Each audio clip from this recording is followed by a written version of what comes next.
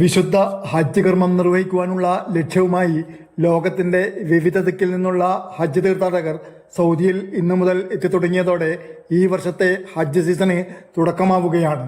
മദീനയിൽ വന്നിറങ്ങിയ ഹൈദരാബാദിൽ നിന്നുള്ള 262 തീർത്ഥാടകരാണ് ഈ വർഷം സൗദിയിലെത്തിയ ആദ്യ ഹജ്ജ് തീർത്ഥാടക സംഘം. റോസാപ്പൂക്കൾ, ഈത്തപ്പഴം, മധുരപാനീയം, സംസം വെള്ളം എന്നിവ നൽകിയാണ് മദീന വിമാനത്താവളത്തിൽ ഇന്ത്യൻ ഹാജിമാരെ സ്വീകരിച്ചത്.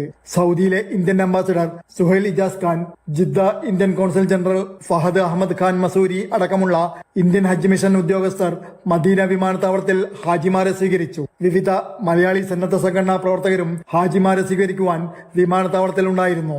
ഇന്ന് മൊത്തം 3 വിമാനങ്ങളിലാണ് ഇന്ത്യൻ ഹാജിമാർ മദീനയിലെത്തിയത്. അതേസമയം ജിദ്ദ വിമാനത്താവളം വഴിയുള്ള ഹാജിമാർ ഇന്ന് മക്കയിൽ എത്തിത്തുടങ്ങിയിട്ടുണ്ട്. ജിദ്ദയിലെത്തിയ ആദ്യ ഹജ്ജ് വിമാനം ബംഗ്ലാദേശിലെ ധാക്കയിൽ നിന്നുള്ളതാണ്. ഹാജിമാർ 8 ദിവസം പ്രാർത്ഥനയടക്കമുള്ള ആരാധനകളുമായി മദീനയിൽ കഴിയും. അതിനുശേഷമായിരിക്കും മക്കയിലേക്ക് തിരിക്കുക. Jafar Ali Palakkode, Mathrubhumi news, Medina.